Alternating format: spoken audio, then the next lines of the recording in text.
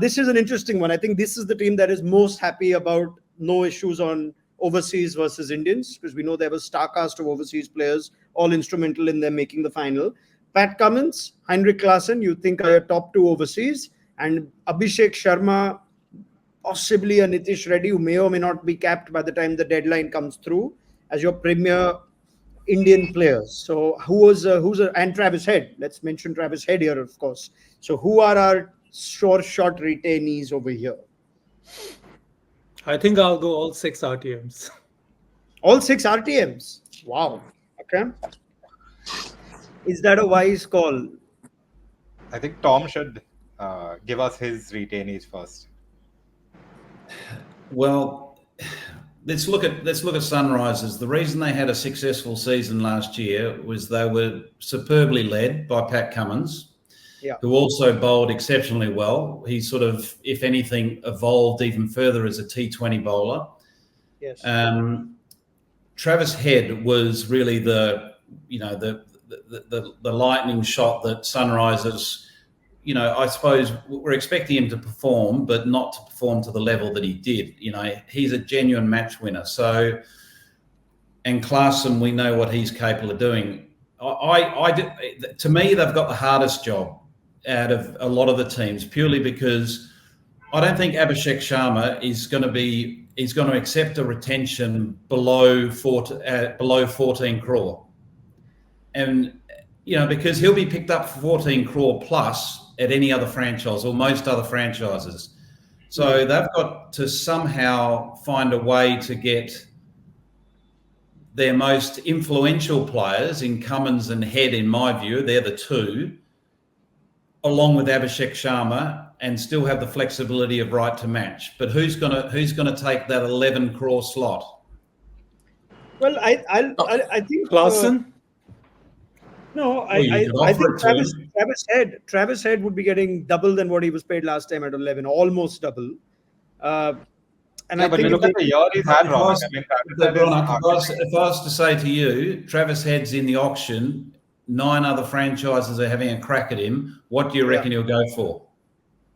15 plus. Yeah, I think so. I think it makes complete sense because they've got 3. I think Cummins is a captain they have to keep faith with and build the team around. You don't want to risk losing Cummins, and you want your option strategy actually for Cummins to be involved in that strategy. So you want to nail him down. So I would think Cummins, Abhishek, Travis Head, and Klaasen. This is the one franchise that can afford to spend. It'll end up being, I think, 61. 18, 14, 11, 18. 61. Yeah. So you'll spend 61 crore and you'll go into the auction with whatever the balance is. 59. Or they use the Nera method and offer the top 2 guys the same amount regardless of what is cut. But you're anyway going to have 2 guys at 18. So that's going to happen anyway. Yeah. So I think if Nitish is uncapped, that's a sure shot at 4 as well. Yeah, that's for sure. Uncapped, I mean, that I will. Yeah, if he agrees, it's also unlikely given that he has made the Bangladesh T20 squad.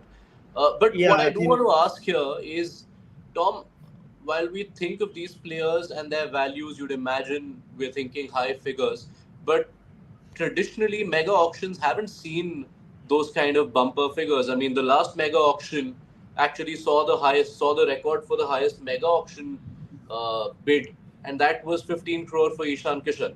So typically you don't see such big amounts shelled out at big auctions because teams don't have the capacity to do so. So do you keep that in consideration? It is a consideration, but I think this right to match is going to change that a little bit, because I think some teams will release players with the hope that they could get them back with the right to match.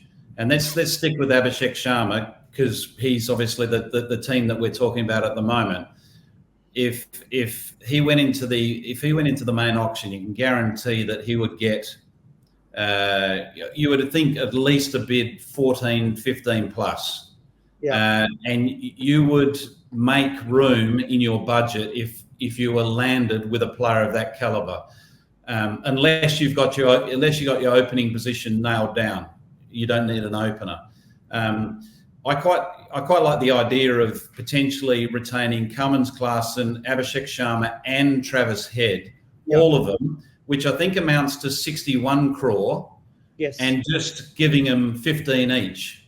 Yeah. And there's obviously 1 crore left over, which you can, divvy up, Yeah. but maybe give that to the captain. But sit them all down, have the discussion, and just say, we're going to give you all a share of 61 crore because we want all of you to be part of our program going forward.